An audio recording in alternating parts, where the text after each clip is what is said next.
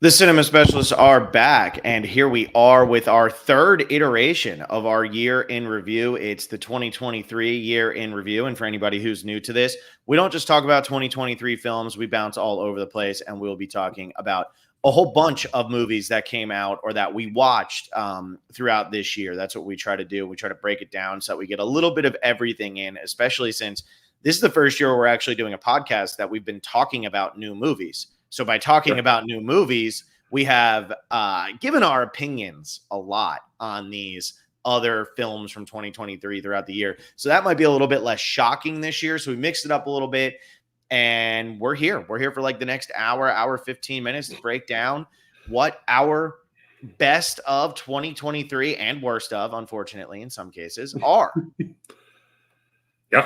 Yeah, it's exciting. You know what? Because we've been watching all of these movies. I mean, I know I've watched a lot more 2023 movies this year than I usually have, so it's kind of fun to talk about that.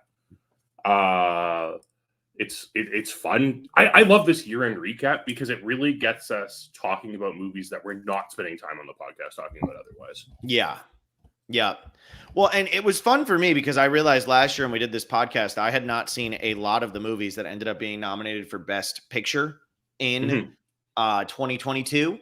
So some of those movies appear not necessarily in my best 5 first watches or anything, but they started to show up and I said, oh, I forgot that I hadn't watched, Tar or I can't even remember what else, but there were a couple of movies that I hadn't watched yet when we did this review. Whereas this year, I feel like I've gotten a good amount in, although I still haven't seen Saltburn, which is going to be our movie that we're doing for our next podcast. So that'll be next week. So you'll get to hear my take on Saltburn soon enough. Anyway, but so real quick so that everybody can kind of follow along. And if you want to leave in the comments what yours are as well, we're going to be going through our best 5 first watches. That's any year. Doesn't matter what year the movie came out. It's just the best 5 first watches we had of any movie this year.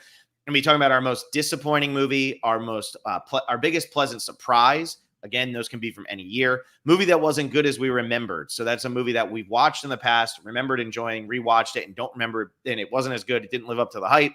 Top 3 rewatches of movies not in our top 100. So John and I did our top 100 series. John has since changed his top 100. I have not done that. But we're going to be talking about movies that aren't in our top 100 now that we rewatched this year that will probably end up in our top 100. Worst movie we watched this year, again, can be from any year. Worst movie of 2023. So that obviously has to be from this year.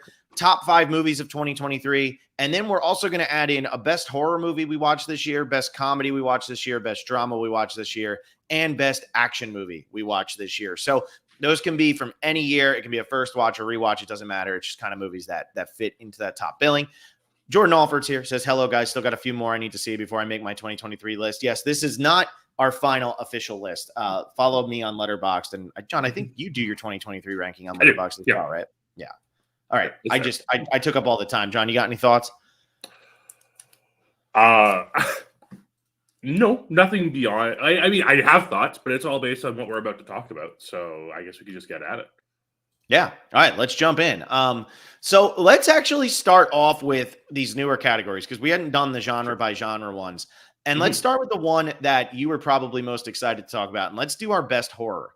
So the only rule with the best horror movie we watched this year is that it can't be in our best 5 first watches and it can't be one of our top 100 movies.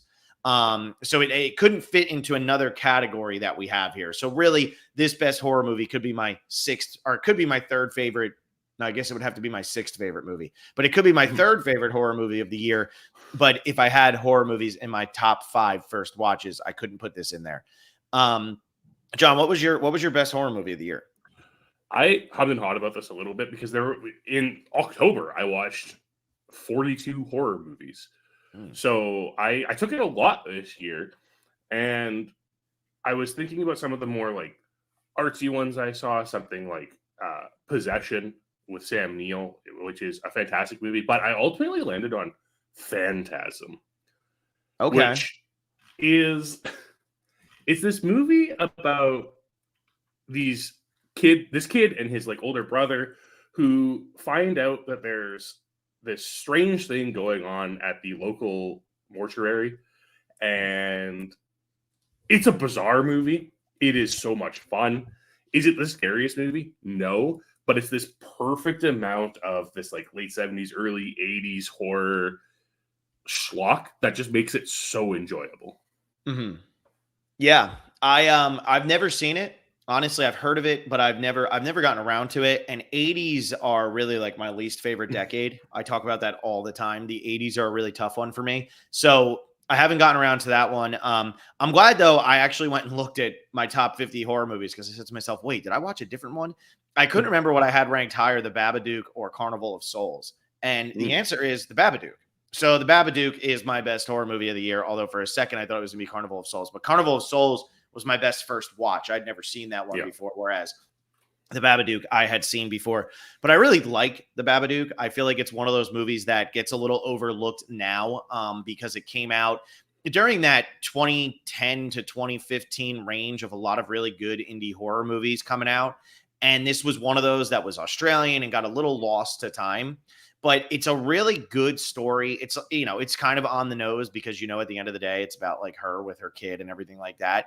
But I really, really enjoy this movie. It creeps me out. I like the background of the Babadook, and the imagery in this movie is stunning. And I really, really appreciate that. So yeah, I have the Babadook as my best horror movie of the year. Although Raptor8415 says I saw Carnival of Souls this year, a really good movie. Yeah, it's very, very interesting, and some of it is so creepy.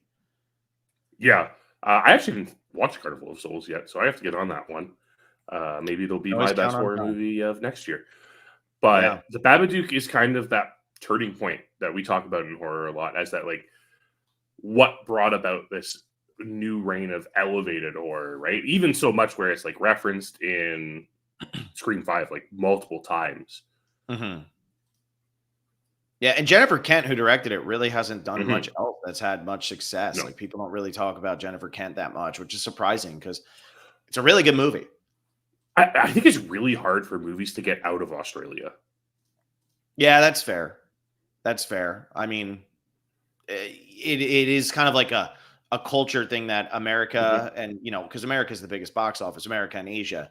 And so there's a culture difference between that and Australia. And what like Americans find interesting about Australia is not when an Australian makes a normal movie. It's when people like get into the, what Australia is as Australia. So yeah, that's it. Jordan says The Nightingale is great too by her. It's just not popular. And yeah, I mean, unfortunately, that's kind of where she's at.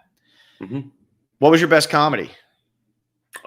This one was really easy for me. It was actually one of my more recent watches. It's The Purple Rose of Cairo, which I'm pretty sure you mentioned last year in this podcast. I did. That was one of my top. I think that was my top first watch of last year. That movie, it just feels like Woody Allen's on another level in that movie. He's just created this fantastic comedy, which I know it kind of gets a lot of flack for the ending, which is, I mean, pretty depressing. But I also really love that ending. I feel like it's the perfect cap to this movie. It was just phenomenal all the way through. Yeah, Purple Rose of Cairo. That was my third best first watch last year behind Tokyo Story and In the Bedroom. And I'm going to be honest with you, as time has gone on, I'd probably put In the Bedroom and The Purple Rose of Cairo above Tokyo Story just because of like how I like connect with those movies a little bit better. Purple Rose of Cairo is a great one. My comedy was tough because I didn't watch many good new comedies this year. And like, I don't really go out of my way to rewatch a lot of comedies, like if a Will Ferrell movie's on TNT, I'll keep it on, but that's what it is. But I went with In Bruges. Finally watched In Bruges, and man, In Bruges is a tough one to even call a comedy because it's one of the darkest movies ever. I mean, it is so unbelievably dark, but it is funny. And Ray Fiennes' performance in that movie is just on another level. So In Bruges is what I ultimately went with. Although that movie could have gone into my movie that wasn't as good as I remembered category, because even though I gave it 3.5 stars and I really, really enjoy it, I remember when I first saw that being like, oh my God, is this in my top 100? And then it wasn't. So really, it's not close. So In Bruges is my best comedy of the year. Valir says, I will always love The Descent. That's going back to horror. And I need to mention that because The Descent is probably the most underrated horror film ever made. So, all right, John, I'll go first on the next two so that you can hear my takes first. And, that's it. Best drama. So this one's tough because pretty much what's in our top 5 movies is going to be mostly drama. And really any movie can land in drama unless it's a slapstick comedy. I went with Tar. So when we had done this podcast last year, I hadn't seen Tar. And Tar last year, let me take a look real quick because where did that end up on my list? It ended up. I remember being really mad when she didn't win Best Actress, Cate Blanchett, because she ended up Yeah. losing to Michelle Yeoh, who Michelle Yeoh was fine, but Cate Blanchett is just, she's a powerhouse in that movie. And so what was my 2022 ranked? I ended up with that as my third favorite movie of last year, behind just Banshees and The Northman. But I hadn't been able to talk about it when we were here. And I think that Todd Field did a phenomenal job with that movie. Jordan says he hated it. I loved it. It was just one of those movies where it's very dark and it's just like so professionally made. And I'm a big Todd Field fan. As I said, In the Bedroom was my number 2 of last year. And he also did Little Children, which I think is arguably the most underrated movie of the 2000s. Nobody talks about that movie, and the performances and the storytelling and everything like that is just incredible. So yeah, I ended up going with Tar here, and there were a couple options I could have went with, but that was the one that I just landed on. I'm trying to find I got to get my list back up here. The other one that I was thinking of doing would have been Sancho the Bailiff, which is a Japanese movie. Which was by Kenji Mizoguchi. So that was one that I considered, but Tar ultimately is higher in my best movies I watched for the first time in 2023. So I had to put it here. Yeah, I mean, Tar, we raved about it when we were doing our Best Pictures discussions last year. It was a phenomenal film. Probably my second favorite from last year. All things considered afterwards, because I also didn't watch it until 2023. But it was a powerhouse film, like you said. Like, Cate Blanchett in that movie is just spectacular, just completely on her A game. It's got this like weird amount of tension to it the entire movie, and that ending is just so beautiful. Yeah, I really like that ending. What was your best drama, John? I went with The Best Years of Our Lives. Wow, I'm surprised you liked The Best Years of Our Lives. I didn't even know you watched The Best Years of Our Lives. I watched it a couple of weeks ago, and I really enjoyed this movie. I was kind of shocked by it too, but just watching these 3 lives of these men who were in the war, they've come back, and they're just trying to reacclimate to society again. It's fascinating. I understand why it ends up on like AFI's top 100. It was just a movie that really investigated the human condition in a time when, I think we're still at a point where America doesn't really acknowledge veterans the way they do in this movie. I agree with that. And it's fascinating because The Best Years of Our Lives generally comes up on the list of movies that shouldn't have won Best Picture because it beat It's a Wonderful Life, which is fair. I mean, It's a Wonderful Life is a great movie. And I think, if I'm not mistaken, and I gotta make sure I get this right because I can't sound like a fool in front of everybody. So just give me one quick moment here. But did it also beat, what else did it beat? It also beat, here we go. It beat, oh no, it didn't. Okay, for some reason I was thinking Treasure of the Sierra Madre came out that year. Actually, that year I've seen 3 of the Best Picture nominees with It's a Wonderful Life, The Best Years of Our Lives, and The Razor's Edge. The Razor's Edge is very okay, but yeah, The Best Years of Our Lives. I enjoy that movie. I haven't seen it in a long time. I have it ranked as my 47th Best Picture winner out of the 96, which I finished my Best Picture winners this year, so I was able to actually have a complete list. But it's at 47, and I gave it 3.5 stars. So I really like the Best Picture winners. That's like how much of a film fan I am that I can do that. I could see that rising on a rewatch, especially since I've really gotten such a bigger love for William Wyler. I've started to see more of his movies, and like a movie like Dodsworth, which nobody talks about, from 1936. I gave that 4 stars when I watched it last year, and that's just a movie that was so ahead of its time and so good. And he did Roman Holiday, Ben-Hur. I haven't seen Funny Girl, Jezebel, which is another one from 1938. So William Wyler has done a lot of really good movies. And Best Years of Our Lives is a kind of a shocking one. And what's his name?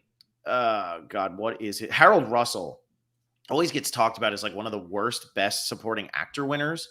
And I feel like that's such a bad take. I feel like it's Yeah. such a bad take. I think Harold Russell really does give a great performance in that movie, and yeah, I really enjoyed it.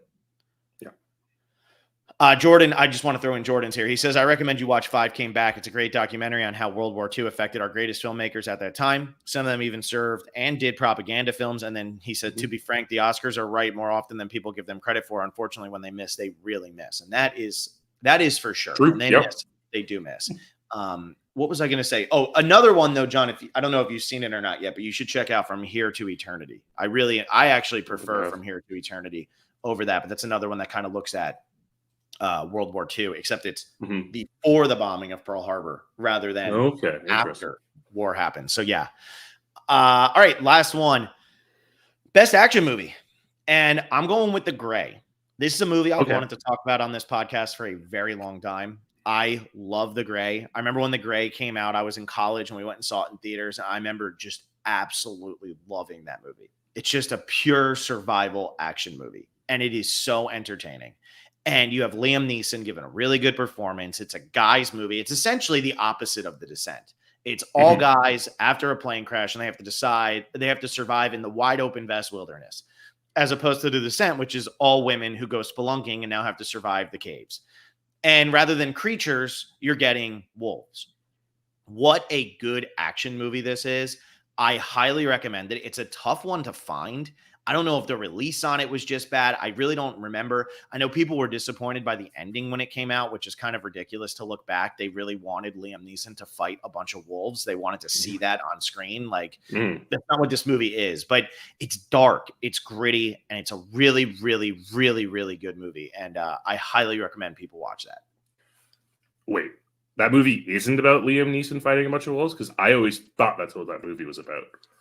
No, the movie is a survival movie, and there's wolves that are, attacking them and doing whatever throughout. But at the end of the movie, there's a part where like you get the idea of how this movie is going to end. You don't need to see Liam Neeson fight wolves at the very end of the movie. And people were like, well, we wanted to see him fight wolves. And it's like, you do realize how corny and stupid that would be, right? But anyway. Yeah, but that's how they feel about Liam Neeson. I mean, look at the roles that Liam Neeson takes. You see a movie about Liam Neeson and wolves, and you figure he's just punching wolves the entire time. I know. It was way more of a movie than I thought it was going to be when I first watched it. And when I rewatched it, it lived up to the hype that was living in my brain. Interesting. Like, I've never seen it, and it was because I was under the impression it was just Liam Neeson fighting a bunch of wolves. So maybe I'll have to give it a watch. It's a good one. It's about masculinity and being men. It's that kind of thing. Wonderful. What's your best action, John? I have a bit of a story for my best action, because this year I spent a lot of time going through a lot of series and watching them like from start to finish. I watched all the Star Trek movies. I watched all of the Friday the 13th. I watched all of the Nightmare on Elm Street, and it all actually stemmed from the series rewatch that I did that started it all, because I had to subscribe to Paramount Plus and I didn't want to waste a month of the subscription. It's Mission Impossible Fallout.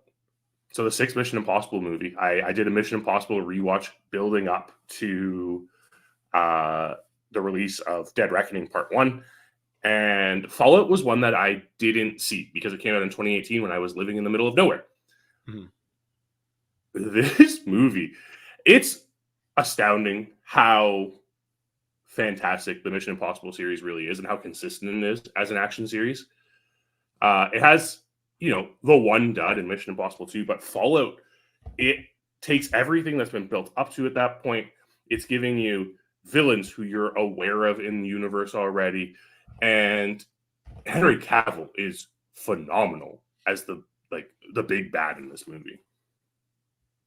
Yeah, I really like Fallout. I mean, the Mission Impossible movies to me are very, very entertaining. So, I really do enjoy them. It kind of made me realize that The Gray wasn't my actual answer because I watched The Spy Who Loved Me.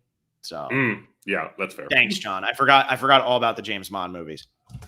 Yeah. So I should have put The Spy Who Loved Me in there, but I didn't. And I kind of forgot that I was rewatching all of those this year because we just got to the end of the Roger Moore phase. So we're about to get into Timothy Dalton, which is nice. But that means I definitely watched The Spy Who Loved Me this year. And that's my favorite of the James Bond movies. And that's a 4-star movie, which The Gray I gave 3.5. So I lied to all of you moments ago. Yeah. Anyway, let's change it up and go to the worst movie we watched this year. Ooh. This can be from any year. What you got?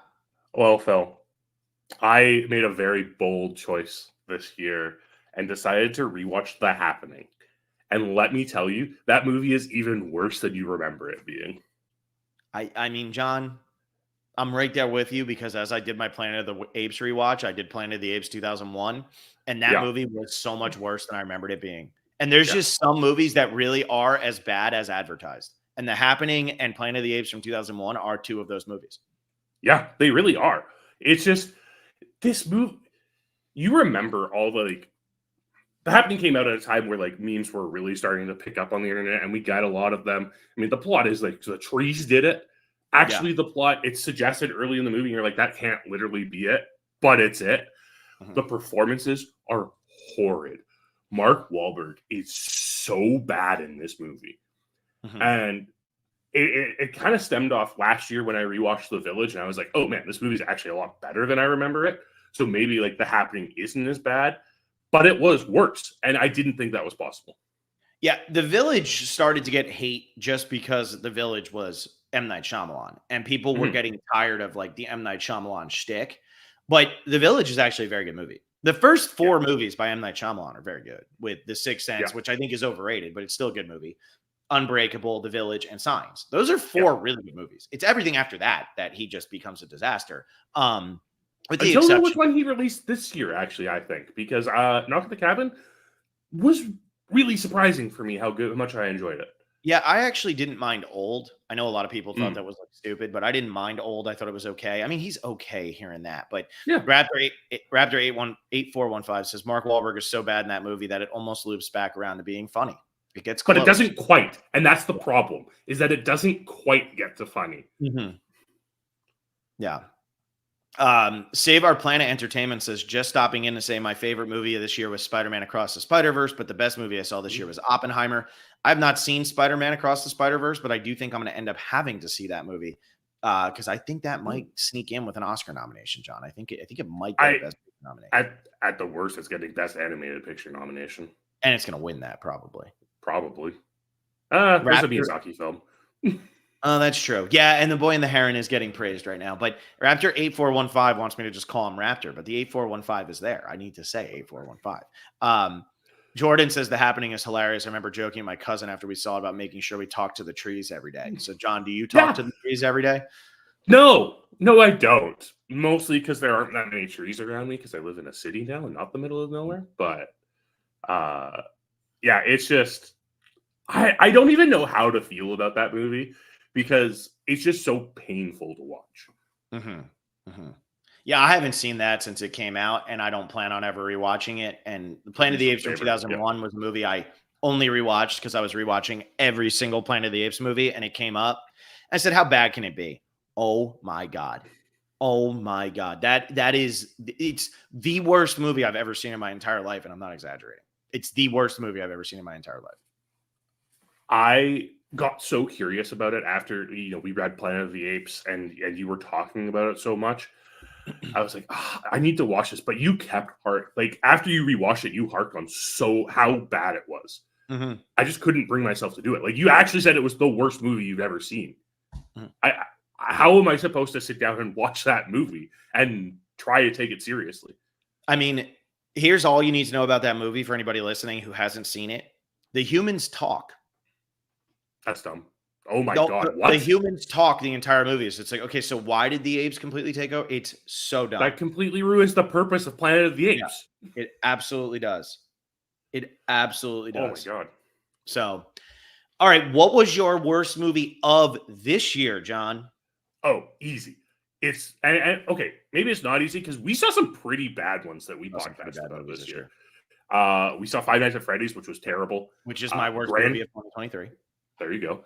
Gran Turismo, which I kind of forgot about how bad it was until it was brought up at a Christmas conversation I was in this week, where someone told them my brother-in-law was talking to people, and they said they enjoyed it so much when they watched it on a plane, they had to watch it again. And I don't know how you watch that movie 2 times, but it has to be Cocaine Bear. Oh, I didn't see Cocaine Bear, but that's funny because I actually really love those style of movies. So I Yeah, feel like I love those. I do too. I love those styles of movies. This one is so bad that like it doesn't get to a point where it's super funny. Because this should be the concept of this movie should lend itself to being this hilarious schlocky B movie, and it's just not. It's just so terrible. Okay. I haven't seen it yet. I felt like Elizabeth Banks would get it because she did Slither, and that Yeah. is one of my favorite B movies, but maybe she doesn't. But I haven't seen it, and honestly, people didn't talk about it that much, so kind of like fell off my radar. Yeah, I Jordan mean, said, go ahead. it had hype leading up to its release, and then everyone immediately stopped talking about it. Yeah, Jordan said The Flash was definitely his least favorite. Hot, offensive garbage. Did you see it? Yeah, I did. It was also pretty bad. It was impressive how bad it was. My biggest complaint about that movie is it's like 25% recycled material from other DCEU movies. Yeah, I'll never watch that because we're never going to go through the DCEU movies, so I don't have to. It's okay. It's over now. The DCEU is done with the release of Aquaman this week. Oh, that was his last one? That was the official of the Snyderverse. It's officially over now, and now we go into the James Gunn era of DC movies. Oh man, my goodness. Okay, let's move on. That just makes me sad across the board. But anyway, let's do our movie that wasn't good as we remembered. So this is a tough one because this has to be a movie you kind of liked. I think you didn't. Yeah. And for me, it's a 3-star movie, but it's The French Connection. Because I remember loving that movie when I was younger. And then I watched it this year. The ending to that movie is one of the worst endings a Best Picture has ever had. I mean, it's up there with Coda in terms of bad Best Picture winning endings. And I remember Coda's ending being really bad, even though it's really not that bad. It's just Coda in general is such a steaming pile of shit. But The French Connection's ending is so bad and comes out of nowhere. And it's so rushed and so forced. I mean, I really appreciate the freaking direction. His direction is phenomenal. The acting from Gene Hackman is great. Schneider, I can never say his Roy Scheider is so good, but yeah, it was not as good as I remembered. I gave it 3 stars, and I might have been being generous. Yeah, I watched that for the first time I think 2 years ago, and I didn't see the hype around the movie. And then I read the book, and I still didn't see the hype around the movie. Yeah. Well, and the thing is, when you look at that year, man, you had what do you call it? The Clockwork Orange was that year as well. The Last Picture Show was that year, which I know you're not a huge fan of, but very stylized year.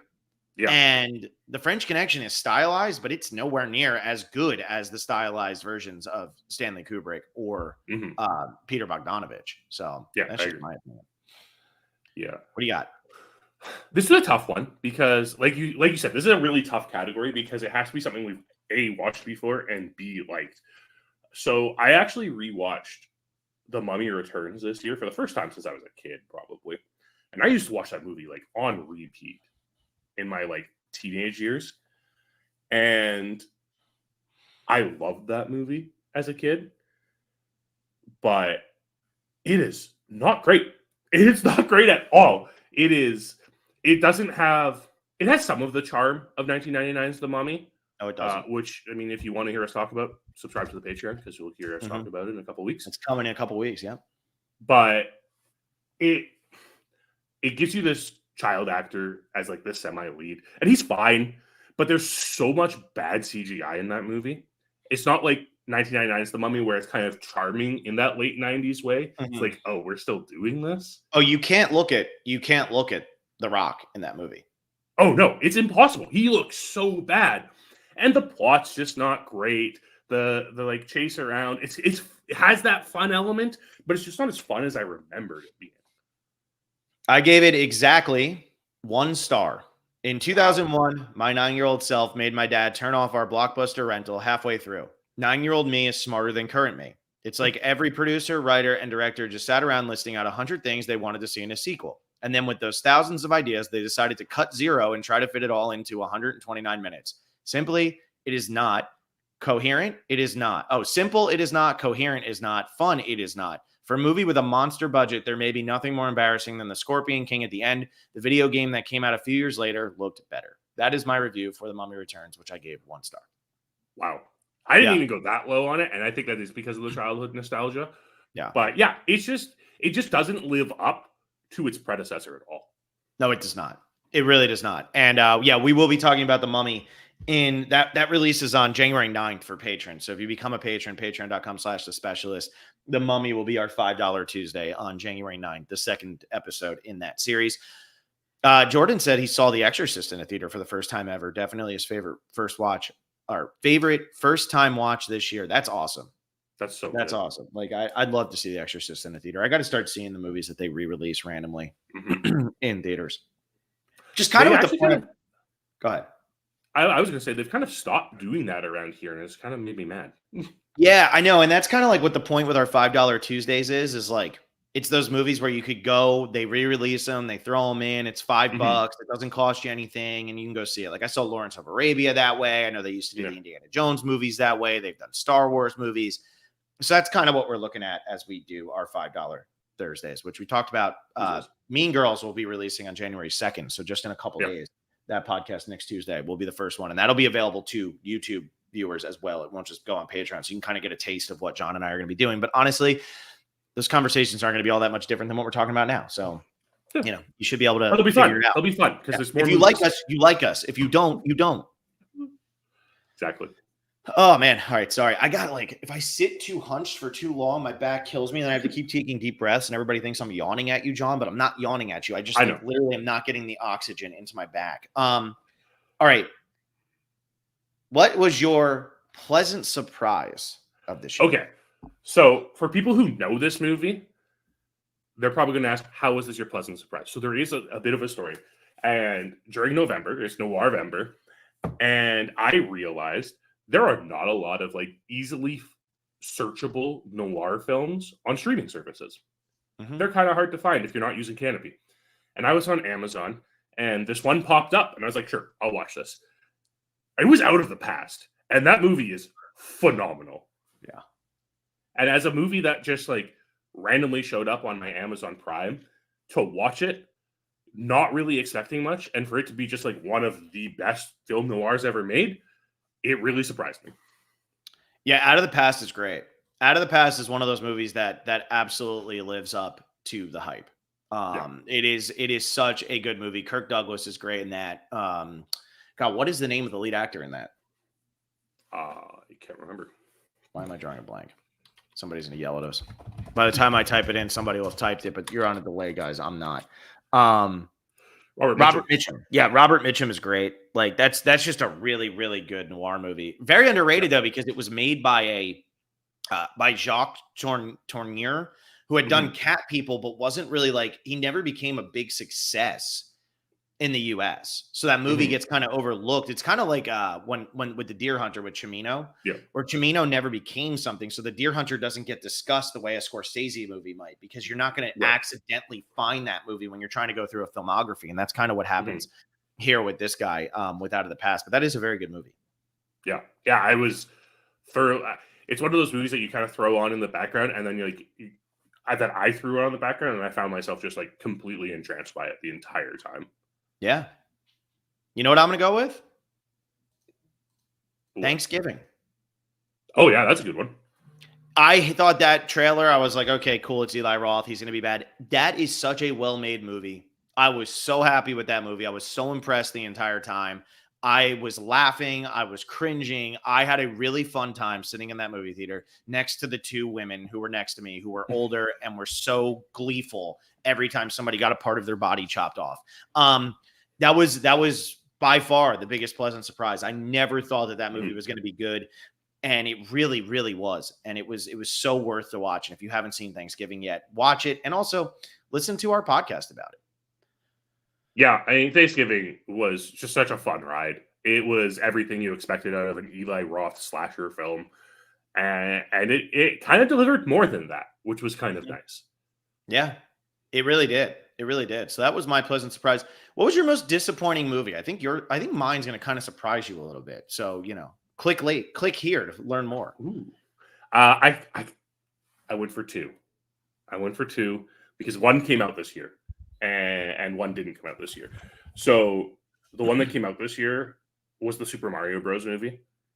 That's actually one of my lowest rated movies from 2023 because it didn't have a plot. It didn't have characters.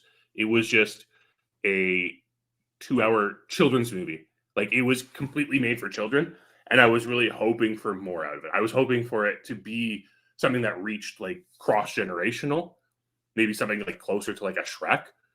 Mm-hmm. But in the end, it was just a children's movie. Yeah. Didn't see it. What was your other one? The other one, I watched American Hustle for the first time. Oh my God, I hate that movie. That movie is so bad. And it got so much hype when it came out. Like, so because of all that hype, I thought it would be good. I thought it would be entertaining. And it's just every aspect of that movie falls flat. The performances aren't great. The story itself is like fine, but not really engaging enough to sustain the length of the film. Yeah, Jennifer Lawrence won Best Supporting Actress for that, or was she just nominated? I can't remember. Because I think she won for Silver Linings. Okay, let's see. American Hustle. No, it didn't win anything. That's right. It didn't win anything because it like ended up tying with, I think it tied with what was it? Shawshank Redemption for most nominations without a win. Because she was nominated, and it was because of the love people had for her for Silver Linings Playbook. But right. I hate American Hustle. I hate that movie. Mm-hmm. I hated it when it came out, and I'm a big David O. Russell fan. I love Three Kings. I like Silver Linings Playbook. I don't love Silver Linings Playbook, but I like Silver Linings Playbook. And I think The Fighter is probably a top 5, top 10 sports movie ever made. Mm-hmm. Like, Christian Bale's performance in The Fighter is absolutely ridiculous. I love those movies. So for me, when American Hustle came out and I watched it, I just felt numb the entire time. The movie starts to pick up a little bit for me when they start singing that Why Delilah song, that part. And then it starts to pick up a little bit for me after that. But the first hour, I was just like, where the hell am I? And why am I there? I was just not into it at all. And it just lost me. Yeah. Yeah. It just doesn't quite get there. It doesn't get to a point where it's like, this is spectacular. It just keeps in like this realm of mediocrity the entire time. Maybe Jordan says we're wrong objectively. She was nominated. He's talking about Jennifer Lawrence there. Maybe The Fighter is a movie we need to do at some point because The Fighter is so underrated. Mm-hmm. Our buddy Steve, that's his least favorite movie of all time, but he's never been more wrong about anything in his entire life. Okay. Oh, I'm interested. Oh, you haven't seen it? No, I haven't. Oh, I mean, it's essentially it's Rocky if everybody around Rocky was addicted to drugs and a piece of shit. Oh, so a more realistic Rocky. Yes. Yes. And that's why they're not building statues of Mickey Ward. So, Okay. But anyway. All right. My most disappointing movie was Doctor Strange, which might shock some people because I've been very open about how I hate the MCU. I think it's stupid. I don't like most of it. However, I really, really, really was excited for this one. I talked about it previously. It was the one trailer for a Marvel movie that actually got my interest. I sat down and I watched Doctor Strange's trailer and I said, wow, that actually looks like a good movie. That looks pretty cool. And then I watched it this time and I said, oh my goodness, that is nonsense. So that was my most disappointing movie. It's really the only Marvel movie that could disappoint me, which is really funny because it did. And there were some surprises in there, but this was the only one that I thought, oh, that actually seems like a cool concept. And then it dropped itself on its skull. So, yeah. Didn't like it. I mean, you obviously you could have all of Phil's thoughts by watching our podcast about that, but it's so CGI ridden or riddled that it's so impossible to pay attention to what else is happening. It's rough. It's really, really rough. All right. So now what we have left is our best five first watches, our top 5 movies of 2023, and our top 3 rewatches of movies not in our top 100. So the top 3 rewatches of movies not in the top 100 for me are interesting because I haven't updated my top 100. You've updated yours, so people don't necessarily know. So let's start with that one. And I'll do mine first because 2 of them. So one is The Father, which I rewatched this year, which is going to be in my top 100. And I can't now not have it be here. Number 2, which I watched yesterday, which I texted you after and said, this might be my favorite Kubrick movie, which is saying so much because I had Dr. Strangelove in my top 15. is Paths of Glory, which was in my top 3 rewatches of movies, not my top 100 last year. So now I've watched it 2 years in a row, and it continues to live up to that hype. So I already talked about Paths of Glory a bunch. But number one, and the one that I am 100% putting into my top 100 and will probably be in my top 20, maybe even higher, is Who's Afraid of Virginia Woolf. Yeah. And I hadn't seen this movie in years. I watched when I was younger, I went through and watched all of the AFI top 100 movies. And I remember really liking Who's Afraid of Virginia Woolf, but I probably watched it when I was like 20, 21, so I didn't totally get it. And watching it this time, they are so mean to each other. The performances are so incredible. Sandy Dennis won the Oscar, rightfully so, for this movie. Richard Burton should have won the Oscar. And I mean, Elizabeth Taylor gives what I believe is the greatest female performance, maybe greatest performance, just regardless of gender, of all time. I love this movie. The score made it into my top 100 on Spotify this year. Sunday all day tomorrow, or tomorrow Sunday all day, whatever that's called, the main title score made it into my top 100 on Spotify this year. And that doesn't even include that I listened to it about 45 times on YouTube because I didn't realize it was on Spotify immediately after watching that movie. So it probably would have been in like my top 10 songs listened to this year. It's just a brutal movie about, depression and alcoholism and just feeling unfulfilled and wanting more, but not knowing how to gain it, and aging, and it's just absolutely unforgiving. One of the greatest movies ever made, hands down. So those are my 3. Who's Afraid of Virginia Woolf, Paths of Glory, The Father. All 3 of them are going to end up in my top 100. Let's be real. But Who's Afraid of Virginia Woolf's the only one I haven't really gotten to talk about on this podcast. So there you go. After you watch Who's Afraid of Virginia Woolf and you exclaimed everything you just said about it to me, I watched it, and it was a first watch for me. So, spoiler alert of where that's going to show up for me. But it's just a phenomenal film. It is so well structured. It's for such a contained story. It feels so much bigger than it is. It just floors you with how well done it's made.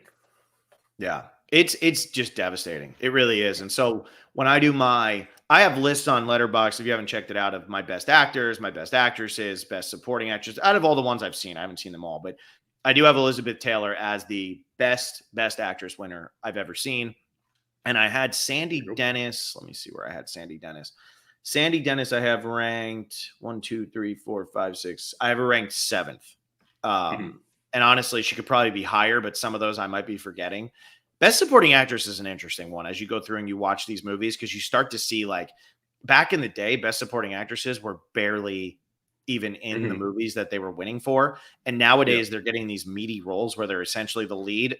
Anna Paquin, she's literally the entire movie. So it becomes tough to like properly rank those.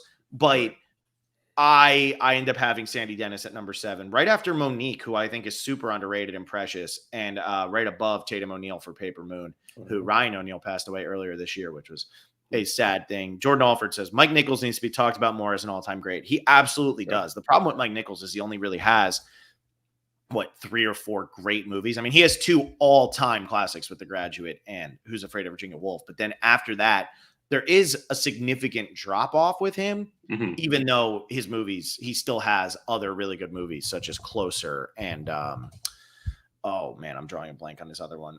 Carnal Knowledge is pretty good. Catch 22, so he has some other good ones, but those 2 are just so much better than everything else. So my top 3 rewatches, not in my top 100. I made sure to not include anything in either my original top 100 or my adjusted top 100. So these are, and I don't think any of these will end up in my top 100 moving forward. One of them I was considering for my latest iteration, and I decided not to put it there. But the first one, I talked about how Mission Impossible Fallout was the best action movie I watched this year, but it's not even the best Mission Impossible movie, because Mission Impossible 3 is really, really good. And that caught me by surprise, because I remember not really liking it when I first saw it in theaters. And rewatching it now, Philip Seymour Hoffman is a force in that movie. He is so intimidating. He is easily the best villain in any Mission Impossible movie. J.J. Abrams' direction, which I give a lot of flack to because I think J.J. Abrams is kind of a hack, but he got it right in this movie. The way that the film's structured, the way that it's structured with like this scene from the middle of the movie at the beginning and then flashes back to lead up to that scene, it really works in this movie. And it's the most personal Mission Impossible movie. It gives us so much more character for Ethan Hunt. It's just fantastic. I loved it all the way through. My second was Hellraiser, which is getting really close to my top 100. The first time I watched it, I was like, this is a 3. When I rewatched it this year, this is an all-time horror movie, for sure. It is so fascinating, this idea of this woman who is having an affair with a man who's dead and is like trying to bring him back to life because she accidentally does so. It's so fascinating. It's so well done. The practical effects in that movie are top notch. It is horrifying, and it hits it so out of the park.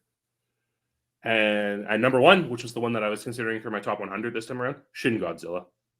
I rewatched it after Godzilla -1 this year because I wanted to figure out which one I liked more. We'll talk about which one that actually was later. But Shin Godzilla is this fascinating look at Japanese bureaucracy and how it doesn't respond quickly enough. It's really interesting watching it in a post-COVID world to see how world governments just don't respond to crises as quickly as they should. And I mean, look who directed it. Obviously, Anno makes a film. I'm going to love it because I love Evangelion so much. And yes, I'll give everyone this. The design of Godzilla in that movie is ridiculous. But it is still like this terrifying Godzilla. And the look at the Japanese government is just fascinating. Yeah, I haven't seen that. I haven't seen that one, and I haven't seen Hellraiser, actually. I gotta watch Hellraiser. I haven't seen either of those, but yeah, I'll have to check them out now that they're on your top 3 rewatches. And Mission Impossible 3, I do enjoy quite a bit. I really enjoy all the Mission Impossibles except for the second one. The second one was so bad. All right, let's do our top 5 movies of 2023, just because we've talked about these movies so much, and then we'll get into our best 5 first watches. So this is as of December 29th, 2023. So there's still things that could change, obviously. There's movies I haven't seen. I'll go through mine real quick because these are movies that we've done a podcast on every single one of them. At number 5, I have Bottoms. At number 4, I have Oppenheimer. At number 3, I have Killers of the Flower Moon. At 2, I have Godzilla -1. And at number 1, I have The Holdovers. The one that I thought would have ended up on my list that didn't was Poor Things. And Poor Things, I just couldn't bring myself to put it into that tier. So yeah, I mean, we talked about that a little bit. Was I a little disappointed with Poor Things? Yeah. I still gave it 3.5 stars, but I really thought that was going to be a top 5 movie for me, hands down. And it didn't get there. So Bottoms, Oppenheimer, Killers of the Flower Moon, Godzilla -1, and The Holdovers. And The Holdovers is the only movie that's actually my best 5 first watches of the year. See, I actually kept my number 1 from my top from 2023 off of my best 5 first watches, despite the fact that it's probably number 1 in that list too. Okay. But I've been raving about that movie all year, so everyone should probably know what it is already. Which is Past Lives. Yeah, of course it is. Past Lives. I rewatched it. I made my family watch it on Christmas. Let me tell you. Very sad movie to watch on Christmas, but I didn't care because it was my favorite movie of the year. And watching it again this week just solidified that it is so much better than every other movie that came out this year, in my opinion. It hits me on a completely different level. 2 was Godzilla -1, 3 was The Holdovers, 4 is Killers of the Flower Moon, 5 is a movie that we haven't actually discussed in this podcast and got a lot of very mixed reviews. It's Beau is Afraid. Ari Aster's latest, which a lot of people really didn't like. But yeah, that was one that was in and out and not talked about. That just done, moving on. Like, I was surprised with that. Yeah, it's a weird movie. It is a bizarre movie. It really shows Ari Aster made such a name for himself with Hereditary and Midsommar that he could make for you, John, so that you have to sit there and talk about Ari Aster while Jordan just is taunting you in the bottom corner. But he was given free reign with this movie. No one pulled him in. It is bizarre. It is weird. It feels completely. I don't even know how to perfectly describe this movie. It's kind of something you just have to watch. And towards the end, I understand if you get turned off this movie. I get that. But it was so delightfully bizarre to me that I just love it so much. Yeah, I loved Hereditary. I hated Midsummer, and I was not running out to see Beau is Afraid. Yeah, that's fair. That's where I'm at. But Jordan says, talk about hacks. Once Upon an Island jumps in and says, I love the new branding. Thank you, Once Upon an Island. Appreciate it. We put in a lot of hard work and effort. So I'm glad that it is going noticed. And all right, we are to our best 5 first watches of the year. So we'll kind of alternate back and forth. We'll start with number 5 and work our way up to our best. My number 5, I've been going through the box set, and it has taken me 2 years now, and I'm barely 12 movies in, but I am going through the Ingmar Bergman movies. And so my number 5, the best one I watched for the first time this year, was Scenes from a Marriage. I watched both versions and gave both versions reviews because I think that is important to do. So the way that they do it in the box set is I think it starts with the TV series and then it goes into the real movie. So I watched both versions, and I actually did end up preferring the where is it? I got to make sure. Yeah, I ended up preferring the movie version, believe it or not. Yeah. So yeah, that's yeah, it's a good one. It's a good one. But it's funny because as you'll see, as we go through this, my movies there's 2 movies that are pretty much the same movie that are in my top series here. So I wonder what those could be. Yeah, you'll see. But anyway, so yeah, my number 5 was Scenes from a Marriage, lives up to the hype. Really great depiction. Both versions are really good. So actually, no. So I like the miniseries more, but I can't really consider that a movie, right? I'm rereading my review to make sure I understand this. So I like the miniseries more, but it can't really count it as a movie. So the movie still ends up here as my number 5. It's really well done. It tightens up like what is 6 hours long and makes it 3 hours, but it cuts out one scene that I think is just so unbelievably important to the movie or to the miniseries that they should have kept it. Yeah, it's really hard judging that because Bergman has a couple movies like that too, right? Where there's the miniseries version and then the film version. And a lot of people seem to think that the miniseries versions are better for them. So, yeah. I don't know. It's hard to consider it. I think generally, you know what? If it's shorter than Son and Tango, you can probably consider it a movie still. Yeah, that's true. Dude, there's a scene though where Liv Ullmann is like reading a thing to her, they're divorced or whatever, and she's reading it to him from her diary.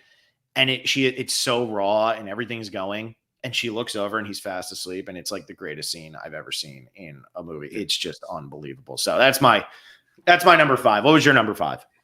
My number 5 was something I actually watched pretty recently. That's Sergio Leone's Once Upon a Time in America. Oh yeah, that's a great movie. So long, so worth every minute of it. Maybe except for like that one scene, but it is such a phenomenal film. I wasn't sure. I thought it would kind of be your typical gangster movie leading into it, but it's so much better than that. It's more about the friendship and all of that stuff. James Woods is so good in that movie. I know like he's not really a household name at this point, but he is so damn good in that movie. James Woods is phenomenal. Robert De Niro. This was the movie where I was like, okay, I'm ready to admit Robert De Niro might be one of the best actors of all time. Yeah.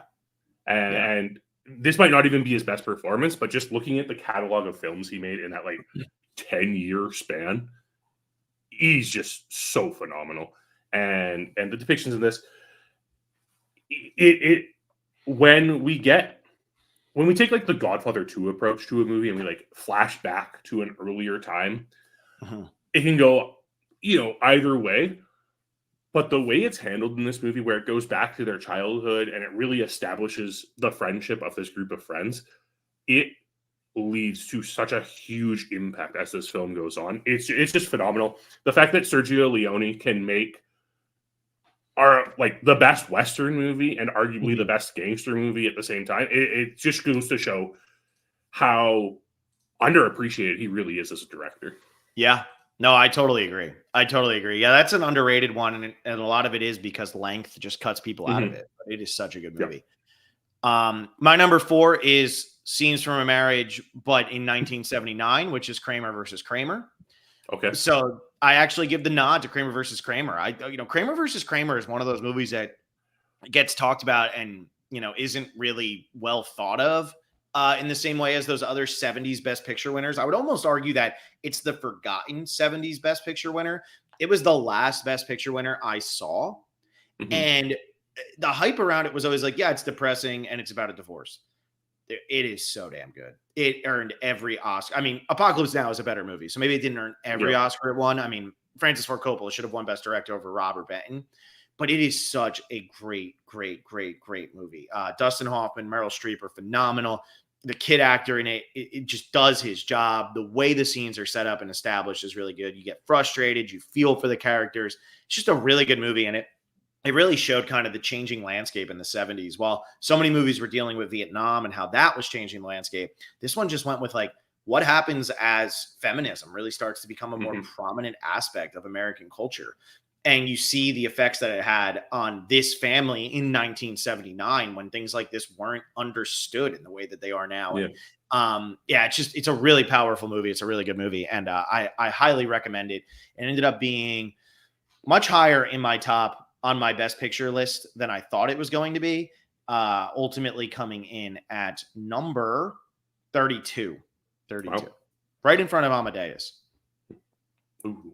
For I you. don't know about that. Big I haven't little seen thing. Kramer versus Kramer. I haven't seen it yet. So, and quite frankly, movies about divorce hit a little close to home. Yeah. So they're a little hard for me to watch, but I have to give it a watch at some point.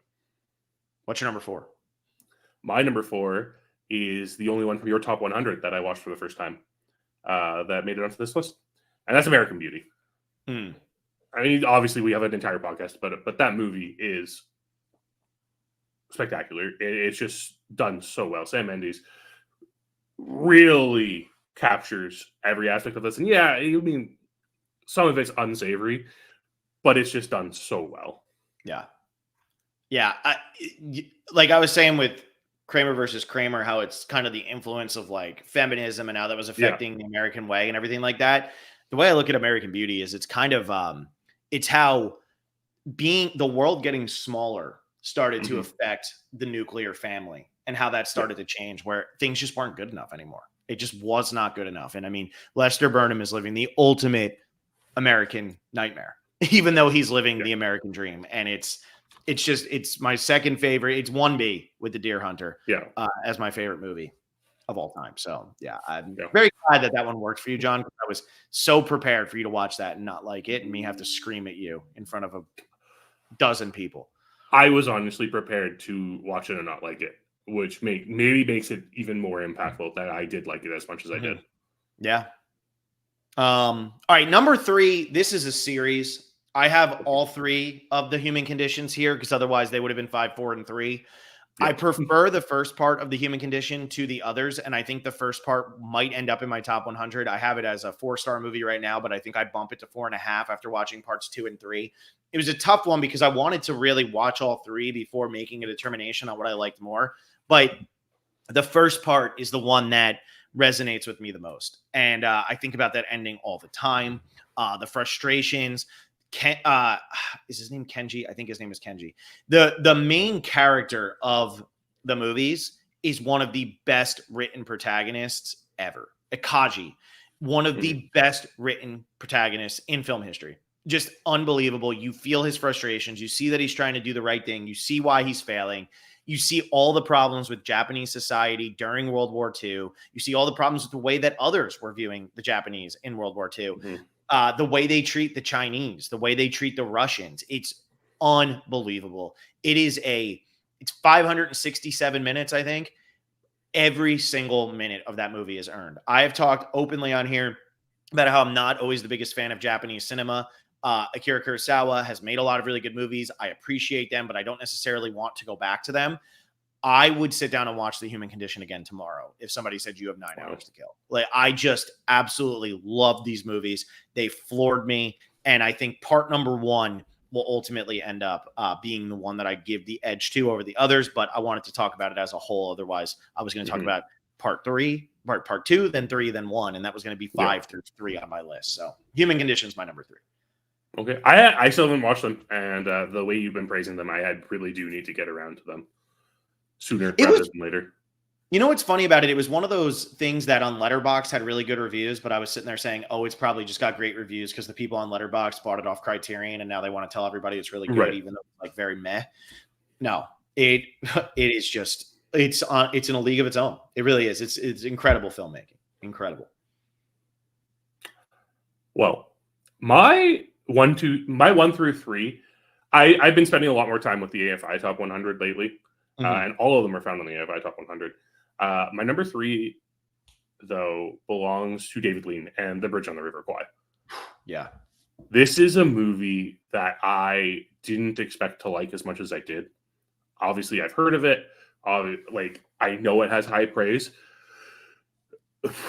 Man, the movies David Lean made, though, like these epics, he really understands them. He really gets how to make them. And Alec Guinness is incredible in this film. He is so good. And this movie just feels like, again, this different perspective on war and where it takes people and what they can do. And the will of human beings just to persevere and survive. Yeah, I love The Bridge on the River Kwai. It's one I got to rewatch. I'm such a big David Lean fan. I think he's one of those directors that doesn't get discussed nowadays because he makes he made a style of movie that isn't really relevant to audiences today. But The Bridge on the River Kwai is just such a powerful movie. That ending, when he has to do what he has to do, you're just like, oh my, you feel every ounce of pain and regret and whatever else, what other emotion you can list as he is trying to make his decision. It is absolutely incredible. And it really just shows like, humans need things to do. Humans need to have a purpose, even when that purpose seems as flawed as it is in The Bridge on the River Kwai. And that's just a perfect movie. Perfect movie. Yeah, it is. And there's a reason why it is in my latest iteration of my top 100. My number 2 is The Holdovers. Already talked about it a whole bunch. So there it is. That's where it comes in, just above The Human Condition. Although The Human Condition Part 1 might be better than The Holdovers. I have to rewatch them both again, now knowing how The Human Condition ends. But The Holdovers is my number 2 on this list. So what do you got it to? Who's Afraid of Virginia Woolf? Damn right you do. It was phenomenal. We've already talked about it a lot, but it just sometimes Phil suggests a movie and he's like so hyped on it that I'm like, can it really be that good? This one is really that good. Yeah. This is just, it's just writing, man. It's just writing. It's one of those movies that ended and it reminded me why so much of my life has been dedicated to like wanting to be a writer or trying to be a successful writer or doing any of that. Why I would go back and get an MFA at like 27 years old. Why the hell would I waste my time doing that when I'm already working in film? It's one of those movies where you say, if I can make people feel the way that movie made me feel, my life will have been a massive success. It's just an insane movie. All right. My number 1 best first watch of the year goes to The Conversation.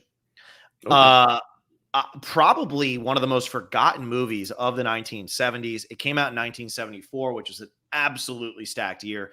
You had The Godfather Part 2. You had Chinatown. You had Lenny. I forget. I think the 4th one was The Towering Inferno, which obviously isn't that good. But the 70s it's just loaded every year. And you had Francis Ford Coppola get nominated for Best Picture twice. You know what I mean? So like you had him getting nominated for Best Picture twice. And it was with The Conversation and Godfather Part 2. And Godfather Part 2 rightfully won. But The Conversation is an incredible movie. Gene Hackman's performance is 10 out of 10. And it is a dark, depressing, very paranoia-driven movie. And it is just so incredibly well made. It's one of those movies that you shouldn't have been able to do it the way they were. And they do it so well. And so, I loved The Conversation. I'm kind of frustrated with myself that it took me so long to actually watch it. I still haven't watched it either, so I'm going to get on that one. We mentioned Gene Hackman a couple of times in this podcast. I actually watched a Gene Hackman movie yesterday. I watched Runaway Jury, which was also not as good as I remember it being. But Gene Hackman, man, that guy could act. And it's too bad Welcome to Mooseport made him retire from acting. It is a shame. It really is. That movie is infamously the only movie I've ever turned off. Yeah. That's a really bad movie. Yeah. Really bad. So with my number one, if I had included movies from 2023, it would be Past Lives, and everything would be bumped down one. But my number one, I actually rewatched last night. It's A Streetcar Named Desire. There you go. That was a movie that caught me off guard. As a movie, like I had watched On the Waterfront. I was like, Brando's performance in that movie's good, but it didn't like blow me away. Streetcar Named Desire, obviously, like it's the Tennessee Williams play and everything. I wasn't sure what to expect. I did not expect this very poignant discussion of mental health that film is. And it is, I think, Blanche Dubois is one of the saddest characters in film history. Yeah. It's just so, it hurts so much watching her mental degradation throughout this film until she just breaks at the end. It's devastating. It's a devastating film that really feels ahead of its time for coming out in 1951. Yeah, and I feel like that's how Elia Kazan was. Elia Kazan really did make movies that seemed ahead of their time. On the Waterfront came out a few years later. Then East of Eden. I mean, he did even Gentleman's Agreement, which ended up winning Best Picture back in 1947. That was a movie that you didn't really think would get made at that time. So yeah, Elia Kazan was really, really a solid director whose name is definitely not one that gets brought up nearly enough or really at all. But yeah, Streetcar Named Desire. I rewatched that this year as well, and I gave that 4 stars. I don't remember what I put as my review. Vivian Leigh, incredible. It's laughable that Brando lost to Bogart for the African Queen. That is 100% true. And yeah, the writing's great. Yeah, it's just a really, really powerful movie, and told in a time where you couldn't get away with showing a lot of stuff, so you had to explain it. And they did such a great job of it. Everything's just explained in a way where they don't even have to tell you everything that happens for you to understand everything that happens. Yes. And the scene where Blanche and Mitch talk, and Blanche tells him what happened to her ex-husband, is devastating. It just, it wrecks you. It explains everything you've seen in the movie leading up to that point, and all of a sudden there's just a sense of clarity, and it's the point where I feel this movie really elevates itself. Yeah. No, I agree. I do agree. And yeah, Streetcar Named Desire, one of those ones that's on the AFI top list that you're like, okay, sure, it's probably just because it's old, and then you watch it and you say, oh no, I get it. I understand. I understand. You have anything else, John, or should we wrap this one up? No, I mean, if you really want to hear me talk about my top, my top film of this year, just watch in general, we're going to be talking about Past Lives when it gets nominated for Best Picture. It's inevitable. Yeah, we will be doing that. And become a patron. This is our last podcast of 2023. 2023 was a good year for Cinema Specialists, which was Movie Buff Specialists until about 5 seconds ago. And 2024 is going to be amazing. Become a patron, patreon.com/The Specialist. $5 Tuesdays, every Tuesday. If you're a $5 patron, which is $5 a month, we are going to be putting out a podcast about a movie that is hitting a big milestone year release or something along those lines. And that might change as we go on, but that's at least what the month of January is going to be. And we're really excited about it. It's going to be fun discussions. And the first one's going to be Mean Girls. Then we're going to do The Mummy. And then I already said on January 16th, we're going to be doing The Terminator. Those are movies that are 20 years old, 25 years old, and 40 years old. So we're really excited to do that, and you'll get to hear me talk about movies I love and know that I love, or movies that maybe don't stand the test of time as well as they could have, but at least I won't be just talking about the Marvel Cinematic Universe. So check that out. Become a patron. The first episode drops January 2nd. And thank you all so much for listening. Hope you enjoyed this. Leave in the comments what your favorite episodes or favorite movies and stuff were from this year. Let us know. And like the video, subscribe to the channel. There's going to be a lot more movie content coming out in this specialist universe. So thank you all so much, and we will see you next week.